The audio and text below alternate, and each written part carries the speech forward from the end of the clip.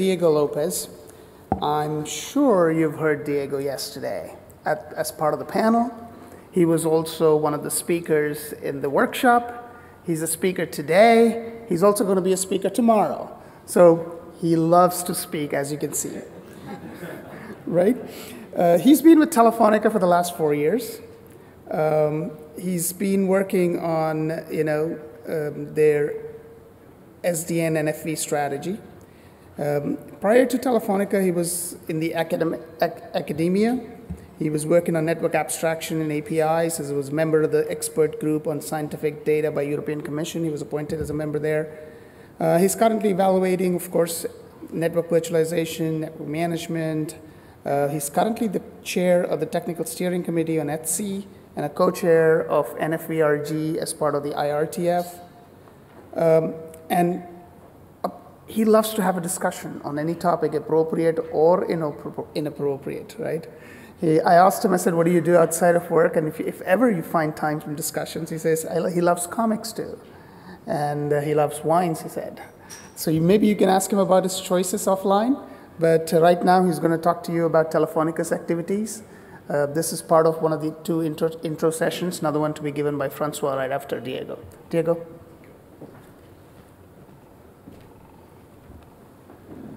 Okay, good morning, everyone.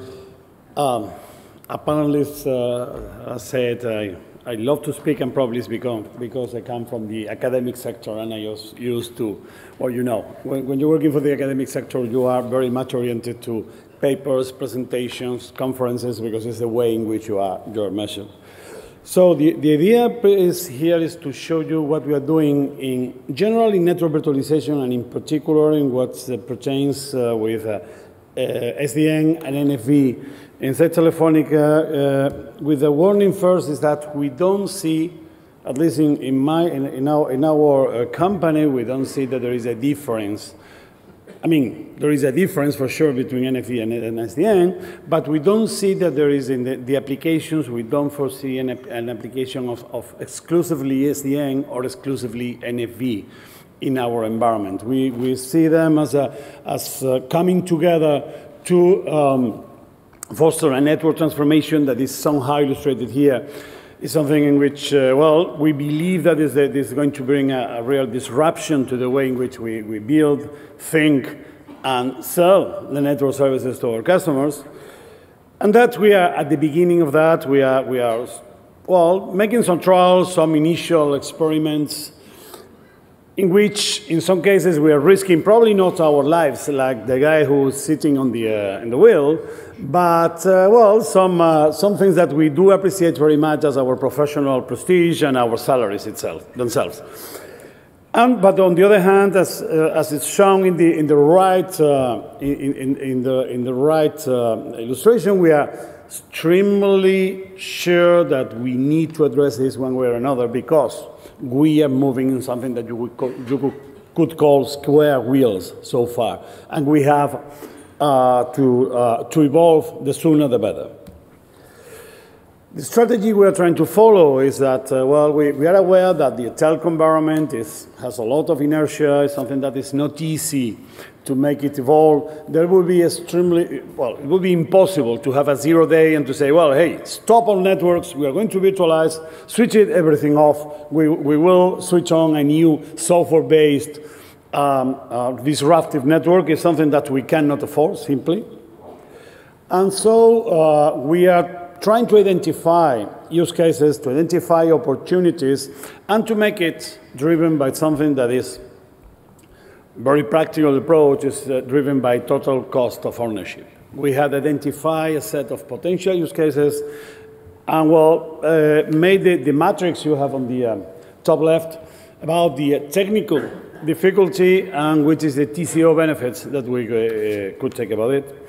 And for sure, following an evolutionary approach, talking with our business units, trying to identify the opportunities, trying to not clash with something that is essential about our budgetary plans, so we can step by step provide use cases, show that virtualization is a choice, and in many cases is a need.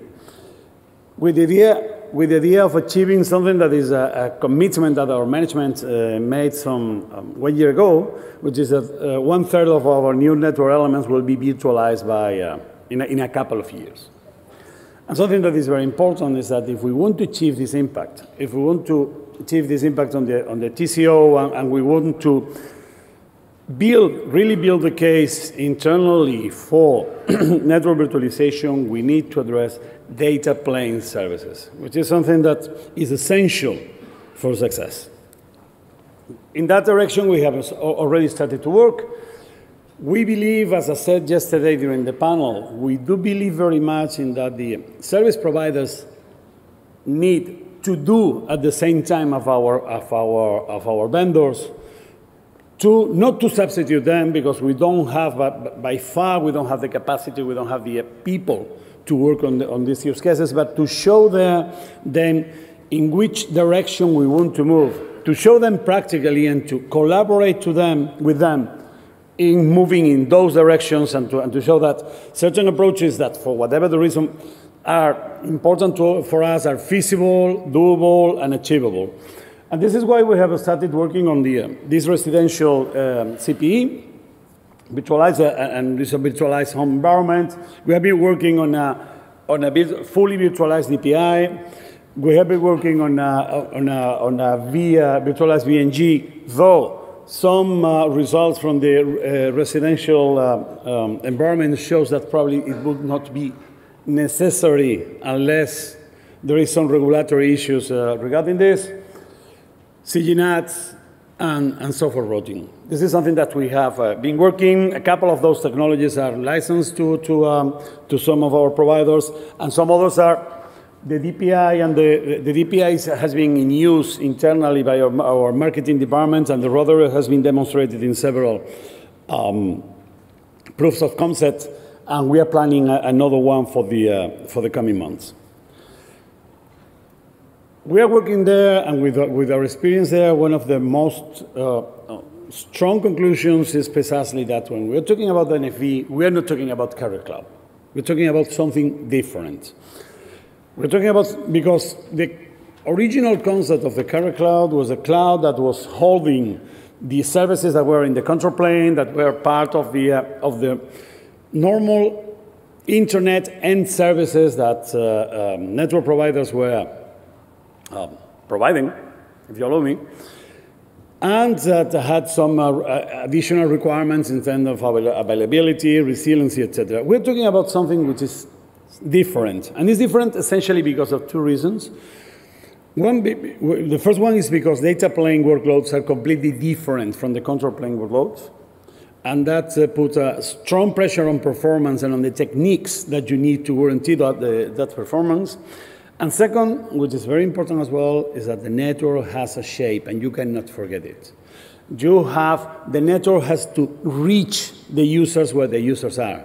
The network has to reach antennas, and you cannot avoid the laws of physics. You have to follow the antennas, you have to follow the fibers, you have to follow the cables. And you have to put the functions where they are needed according to the shape of the network. Think about when I was at the university, it became very in fashion, the idea of moving all data centers to Iceland or to the polar circle, because you would not need cooling at all. If you're doing, for example, Hadoop, massive processing, you can do that. A latency of additional, let's say, 10 milliseconds, 100 milliseconds doesn't care. You don't care about that. You get the map-reduced results back, and you're happy. If what you're doing is dealing with a video transcoding, or you're dealing with a real-time application, you're dealing with IoT applications, you can simply not afford to have your data center in Iceland. If you have to have it in the tropic, you have to have it in the tropic, because if the IoT devices are there, you have to be in the tropic in spite of the heat. And you have to follow the shape of the network. And this is something that cloud, by definition, is shapeless. So in that direction, we are building, and well, Ian has been spoiling what I was going to present on this. We have been working on something very, very closely with Intel and another of our providers. is precisely in applying, it's a term, this term comes from Intel, if I remember what I don't know. I'm not completely sure, but it's an enhanced platform awareness. If you think about the cloud computing view of a computing resource is completely uniform. You have big chunk of memory, many different cores running in the CPU, and a set of I/O devices that are connected. To achieve data plane performance, we need to go in a more detailed view of the internals. We need to maximize, to optimize memory access. We need to optimize cache managing. We have to optimize how we deal with the I/O devices. I had to minimize the bus connection between the different cores. This is something very much connected, and we use things before we use the EPA term. We used to refer to this as a NUMA architecture. It's a non-uniform memory access that is very much used in supercomputing. Somehow the situation is like what supercomputing brought to normal computing is what NFV we believe is bringing to cloud. It needs an additional evolution in how you architect the solution with respect to the resources you have. In the same direction, I'm dealing somehow with the shape, is that the traditional stack that you have with virtualization, with an hypervisor that runs a virtual switch, something that works for sure, but when you're dealing with data plane workloads, it's extremely inefficient, and it's not only inefficient, it's unpredictable, and this is much worse. You are not sure whether you're going to achieve a performance of, let's say, 1 million packets per second or a performance of 100,000 packets per second.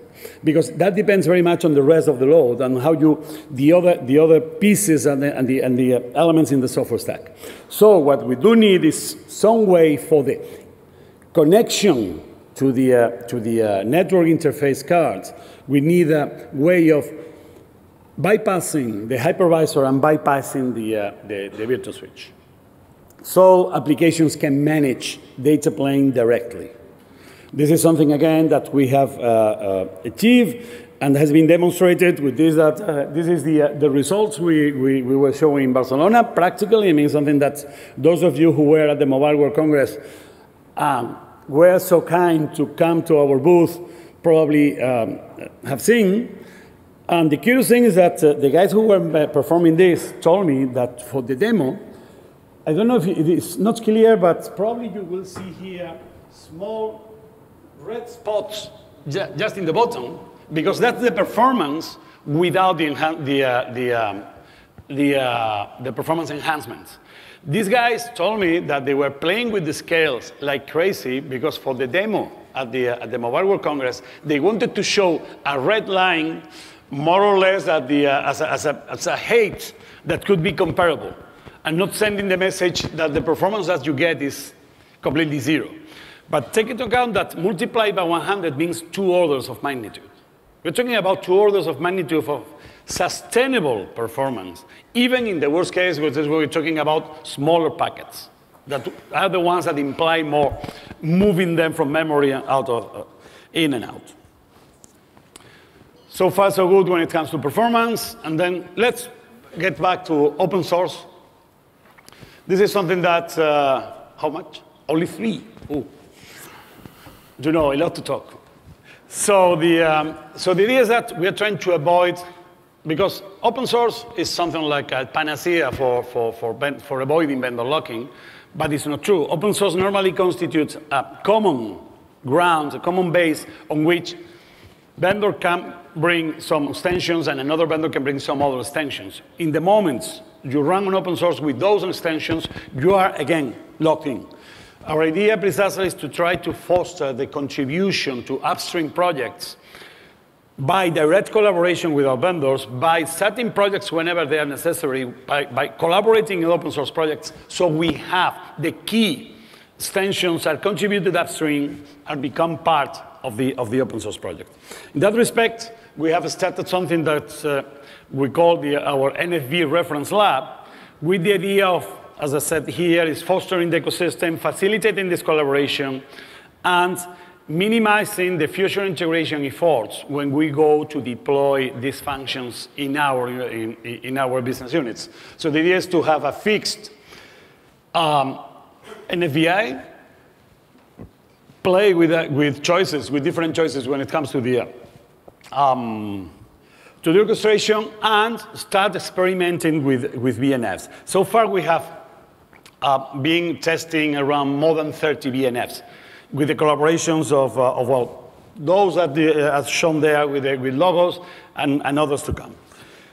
And to do that, we have to develop our own orchestration engine because we wanted it suited for our lab environment. We wanted it suited as well, data plane ready, available to apply from the orchestration down, and the automation is essential from the orchestration layer down to apply these enhancements that I was showing before about this 100 times. We call it OpenMano. It's available in GitHub. If you look, you connect to GitHub and look for OpenMano, you will see it. Though, I warn you, this is the evolution we have followed. We started with a completely in-house monolithic one, and we are now making it evolve into something that uses OpenStack. Right now, I confess, I was saying, we are not using OpenStack, you know. Why? Because OpenStack, the current release of OpenStack doesn't support what we needed in terms of having automatic orchestration of the performance enhancements, and we had two choices. One, it was making by our own all the extensions to OpenStack, extremely complex, or doing by our own something with an OpenStack API, but that was much more simple because it was very much focused to our use case. So we chose to go that way. So now OpenMano, we have an OpenMano Vim that is a mini OpenStack. And that we are thinking that probably we will keep evolving in the future because we have found that it's extremely convenient. It's lightweight and it's comfortable. And we rely, and this is why we have open sourced this, we rely that some among you, some among the community will be willing to collaborate. But at the same time, as I said, we have been contributing to OpenStack, and we hope to be able to make this integration soon, precisely to test in a proper way the OpenStack-based BNFs and orchestrators that comes from our providers. So soon, we hope that with the killer release and with the collaboration of Intel, Red Hat, and another of our providers, we have been contributing to OpenStack, and we hope that in the killer release, this will be. And just to finish, as a summary, these are the challenges for NFV readiness that we have seen, and the strategies that we are following to make NFV and SDN and network virtualization in general happen, achieving carrier-grade performance by this new model and applying these principles of supercomputing to something that is essentially different from cloud computing, avoiding vendor locking precisely by identifying key open source projects to contribute to, and precisely avoiding costly integrations and future problems with our business units by having a pre-production reference implementation with direct collaboration with the industry and producing whatever modules that we see fit for making this happen. And this is the last one. Thank you so much. And I don't know if we have time for questions, but we can discuss over the coffee. I'm sure we can take some questions for Diego. This is extremely important topic. I'm actually more interested and intrigued about you abandoning OpenStack to focus on OpenMano. So what was the motivation behind that? Why wouldn't you, for example, take some of the heat templates and Neutron plugins and try to actually build upon those and contribute back to the OpenStack community as opposed to building something of your own? No, let me insist on that. We have not abandoned OpenStack. Okay. We have contributed that to OpenStack, but we are very few. It's essentially a practical approach. We are very few people. We are the guys that are working on this are extremely pressed. So we want to deliver something soon, something that was usable very soon. And after some analysis, modifying a piece of software so complex as OpenStack takes time. Okay. So what we did is that we decided to go for the, I mean, mind you, OpenMano has several elements on the stack. Oh, well, it's not shown here. But can you show the slides? Anyway, OpenMano has several elements of the stack. The upper layers have nothing to do with OpenStack. We have an orchestrator, we have a VNF manager. This is nothing to do with OpenStack. I see. It's about the virtualized infrastructure manager, the VIM, that we substitute because dealing with OpenStack for us, time was running, and we saw that it was not possible for us to reach our deadlines by modifying OpenStack. So what we did. So the focus of OpenNFV that is there, which is essentially at the Vim layer, is that something that you're committing back to? The point is that we started this before I got OpenNFV it. started. You know? So when a service provider gentleman gives you an excuse saying, I started early and I'm going to stick to it, then you should expect that same thing from the vendors too, right? I'm not saying that we're going to stick to it. I'm simply saying that we needed it and we could not wait. We could not tell us our accounting guys that I were spending money on the reference lab to say, hey, wait, there is a project that will deliver in 1 year. Perfect. Simply that. And I guess this is the same problem everybody has around. Perfect, thank you. Any questions for Diego? Maybe I'll take one more. No? Thank you so much, Diego. Oh, sorry, there is one, quickly. What are the most crucial use cases, the first and the second, that made you abandon the OpenStack and go to the Mano? What was the critical use case that made it decision?